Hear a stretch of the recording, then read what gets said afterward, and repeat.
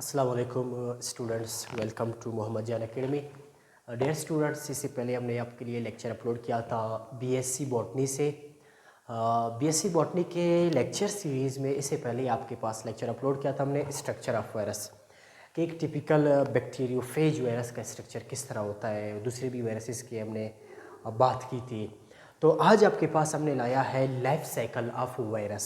ख़ास तौर पर हमने बैक्टीरियोफेज वायरस का हमने आपके लिए आज लाइफ साइकिल लाया है कि बैक्टीरियोफेज वायरस किस तरह रिप्रोड्यूस करता है, किस तरह वो अपनी नस्ल बढ़ाता है। तो बहुत ही इम्पोर्टेंट टॉपिक है ये, आप लोग एफएससी में भी पढ़ते हैं, आपके बीएससी बॉटनी के अंदर भी ये टॉपिक शामिल है। चलो इसको डिस्कस करने की कोशिश करते हैं। तो आपके पास है life cycle of bacteriophage. Bacteriophage का मतलब क्या है?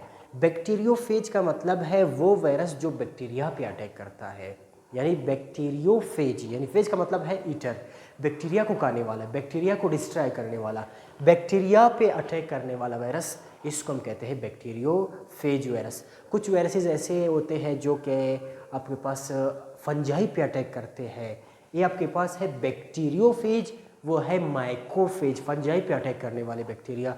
तो बहुत सारे ऐसे बैक्टीरिया जो डिफरेंट स्पीशीज़ पे अटैक करते हैं, लेकिन आपके पास जो बैक्टीरियोफेज है ये बैक्टीरिया पे अटैक करता है।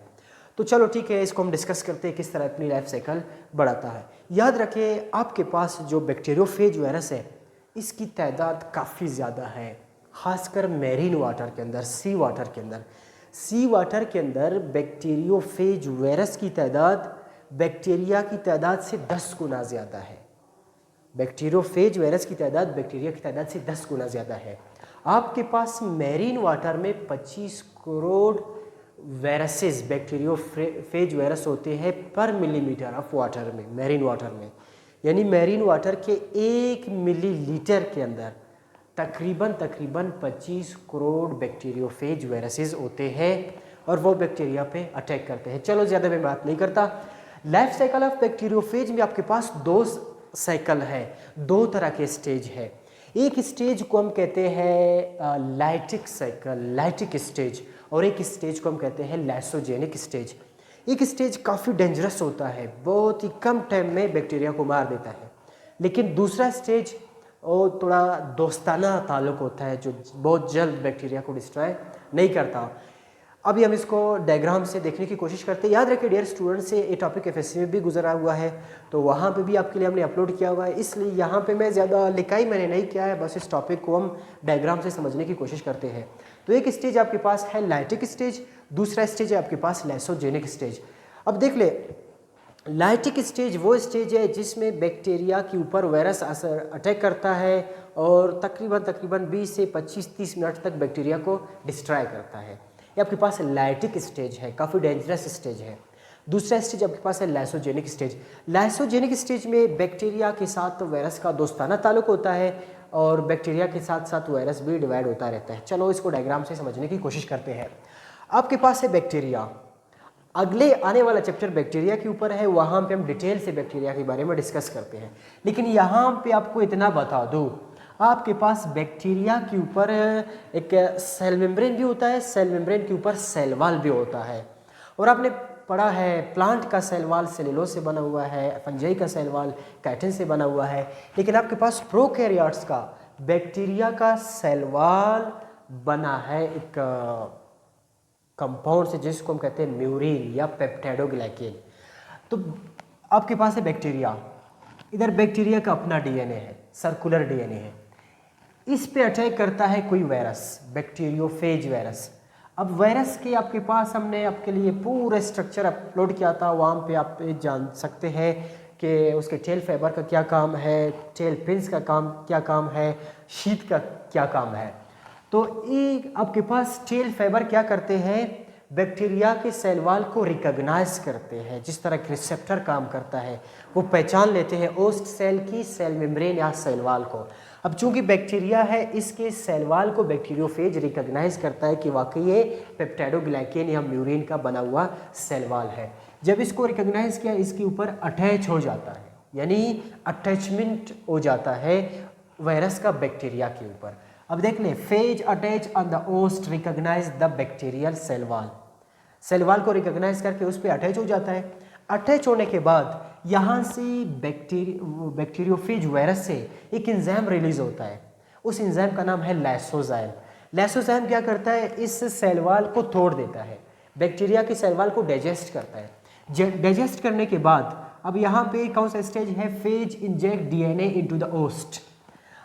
इसको तोड़ देने के बाद, डाइजेस्ट करने के बाद वायरस अपना डीएनए इंजेक्ट करता है, बैक्टीरिया के अंदर डाल देता है। इंजेक्शन का प्रोसेस कुछ इस तरह होता है, ये आपके पास जो शीट है, ये शीट कंट्रैक्ट हो जाता है, इसके नतीजे में वायरस का डीएनए बैक्टीरिया के अंदर चला जाता है।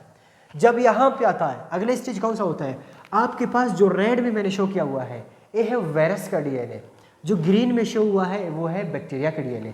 अब वायरस का डीएनए अटैच हो जाता है बैक्टीरिया के डीएनए के साथ और यहाँ पे क्या करता है, बैक्टीरिया के डीएनए पे कंट्रोल करता है, उसको अपने कंट्रोल में ले लेता है।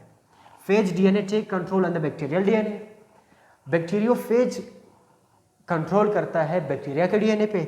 इसके नतीजे में फिर क्या होता है, आपके पास जो फेज का डीएनए है इसके फ्रेगमेंट्स बनते हैं, मज़ीद डीएनए सिंथेसाइज होता है, प्रोटीन सिंथेसाइज होता है, टेल फाइबर सिंथेसाइज होता है, यानी नए वायरसेस की प्रोडक्शन हो रही है।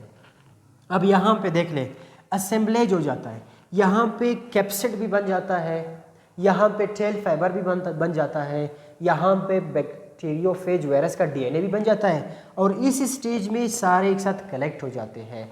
उसका कैप्सिड उसके साथ मिल जाता है, आपके पास टेल और टेल फाइबर, बहुत सारे बैक्टीरिया यहाँ पे बन गए। अब देख ले, बैक्टीरिया नहीं, बैक्टीरियोफेज वायरस, बैक्टीरियोफेज वायरस इस बैक्टीरिया के अंदर लाइसोजाइम एंजाइम रिलीज करता है। लाइसोजाइम एंजाइम रिलीज करता है, जब रिलीज करता है इस स्टेज में क्या होता है, आपके पास जो बैक्टीरिया है ये ब्रस्ट हो जाता है, बैक्टीरियल सेल वॉल और सेल मेम्ब्रेन ब्रस्ट हो जाते हैं, इससे नए वायरसेस निकलते हैं। 20 से 30 मिनट के अंदर एक वायरस जब अटैक करता है, 30 मिनट के अंदर अंदर उसके बच्चे पैदा हो जाते हैं, बैक्टीरिया ब्रस्ट हो जाता है। अब देख ले, न्यू फेज आर रिलीजिंग, इसको हम कहते हैं लाइसिस। जब आपके पास बैक्टीरिया ब्रस्ट हो जाता है, इससे नए बैक्टीरियोफेज वायरसेस निकलते हैं। तकरीबन 30 मिनट के अंदर कम से कम 200 बैक्टीरियोफेज वायरसेस, नए वायरसेस फिर से पैदा होते हैं और ये वायरस बिल्कुल मेच्योर है, ये किसी और बैक्टीरिया पे असर कर सकता है। तो इस स्टेज को हम कहते हैं लाइटिक स्टेज, जो काफ़ी ख़तरनाक होता है, बहुत जल्द कंट्रोल करता है और उसको डिस्ट्रॉय करता है, अपने बच्चे पैदा करता है। अटैचमेंट हुआ, आपने फैसे में पढ़ा हुआ, अटैचमेंट हो जाता है, पेनिट्रेशन हो जाता है और उसकी रिप्रोडक्शन हो जाता है, डीएनए बनते हैं, कैप्सिड बनते हैं, फिर उनकी असेंबलेज होता है। असेंबलेज के बाद लाइसिस वाला प्रोसेस है जिसमें बैक्टीरिया ब्रस्ट हो जाता है, नए बैक्टीरियोफेज वायरसेस निकलते हैं। तो इस प्रोसेस को हम कहते हैं lytic cycle of bacteriophage virus. Bacteriophage virus का लाइटिक साइकिल ये बहुत ही बड़ा खतरनाक साइकिल था। इसको आपने नाम सुना होगा मास्टर स्लेव रिलेशनशिप।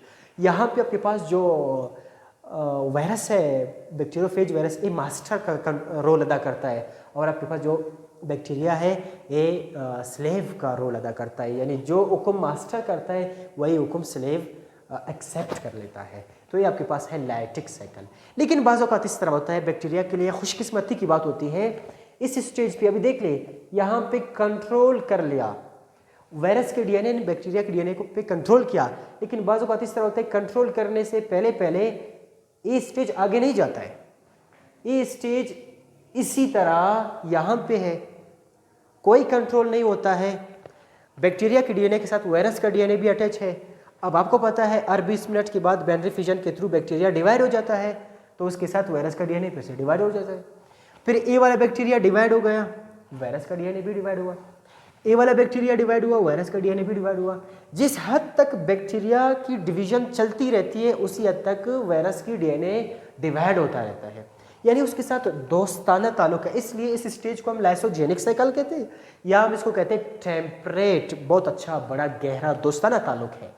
लेकिन याद रखिए वो कहते हैं सांप को आप जितना लाड़ प्यार दे दे, उसको खुराक अच्छी खुराक खिलाए, लेकिन वो अपनी आदत डसना नहीं भूलेगा। वायरस का काम था बैक्टीरिया को डिस्ट्रॉय करना, अगर नहीं किया है लेकिन एक स्टेज ज़रूर आ जाएगा, वो फिर से बैक्टीरिया को डिस्ट्रॉय करेगा, उस पर कंट्रोल कर लेगा फिर से। अब देख ले, ये वाला स्टेज लैक्टिक में भी जा सकता है, बाज़ वक़्त लाइसोजेनिक में भी जा सकता है, लेकिन लाइसोजेनिक वाला स्टेज किसी भी टाइम फिर से क्या हो जाता है, लैक्टिक स्टेज में आ जाता है, फिर से इसमें कंट्रोल होता है, इधर से बैक्टीरिया ब्रस्ट हो जाते हैं, इससे नए वायरसेस निकलते हैं। तो इस वाले स्टेज को हम कहते हैं लाइसोजेनिक स्टेज।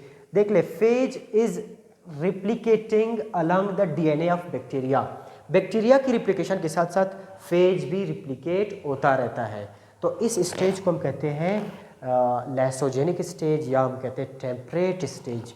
ये बड़ा अच्छा ताल्लुक़ होता है उसके साथ, आपने सुना होगा, इसको हम नाम देते हैं ओस्ट गेस्ट रिलेशनशिप का। बहुत अच्छा सा ताल्लुक़ रहता है, लेकिन किसी भी टाइम फिर से लाइटिक साइकिल स्टार्ट कर लेता है। आपको एक चीज़ बताता चलूँ, अक्सर स्टूडेंट्स क्वेश्चन करते हैं कि वायरस ने बैक्टीरिया पे कंट्रोल कर लिया, अपने रिप्रोडक्शन कर लिया, और फिर से बैक्टीरिया ब्रस्ट हो गई, नए वायरसेस निकल गए, और बाज़ औक़ात ये जो है इस स्टेज में आ जाते हैं लाइसोजेनिक के।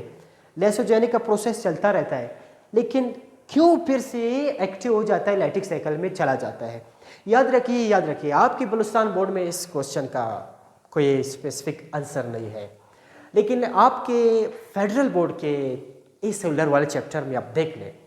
ये तो बीएससी की है, मैं आपको एफएससी की बता रहा हूँ, फर्स्ट ईयर की बायोलॉजी में फेडरल के पेज नंबर तकरीबन 109 पे आपको मिल जाता है। क्या होता है, कुछ ऐसे कंडीशंस आते हैं, एडवर्स कंडीशन आते हैं लाइसोजेनिक साइकिल के दौरान। वो किसी अल्ट्रावायलेट रेज की वजह से भी हो सकता है, वो जो है कोई आयोनाइजिंग एजेंट की वजह से भी हो सकता है, वो हाई टेम्परेचर की वजह से भी हो सकता है।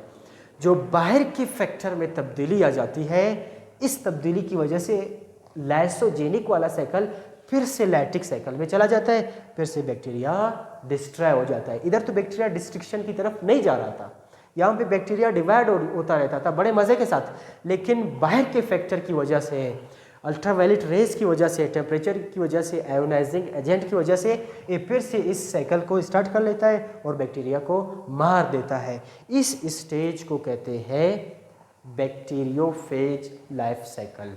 2 तरह की साइकिल थे, उम्मीद है आपको समझ आ गए। लेकिन याद रखना, जब वायरस बैक्टीरिया पे अटैक करता है, अपना डीएनए डाल देता है, तो बाज़ औक़ात बैक्टीरिया अपना डिफेंस सिस्टम एक्टिव करता है। बैक्टीरिया से कुछ एंजाइम रिलीज़ होते हैं जो वायरस के डीएनए के ख़िलाफ़ लड़ने की कोशिश करते हैं। उन एंजाइम को हम कहते हैं रिस्ट्रिक्शन एंडोन्यूक्लियस एंजाइम, या रिस्ट्रिक्शन एंडोन्यूक्लियस एंजाइम, या एक्सोन्यूक्लियस एंजाइम। एंडोन्यूक्लियस और एक्सोन्यूक्लियस में क्या फ़र्क है, वो हम आगे किसी लेक्चर में बड़े डिटेल के साथ पढ़ते हैं, क्योंकि वहाँ पे हमने डीएनए के 3 प्राइम और 5 प्राइम को भी समझना है। बहुत सारे वहाँ पे पार्ट्स हैं, उसको भी हम समझने की कोशिश करते हैं। लेकिन रिस्ट्रिक्शन एंडोन्यूक्लियस एंजाइम का काम क्या है, बैक्टीरिया की जो एंजाइम है वो वायरस के खिलाफ लड़ने की कोशिश करता है।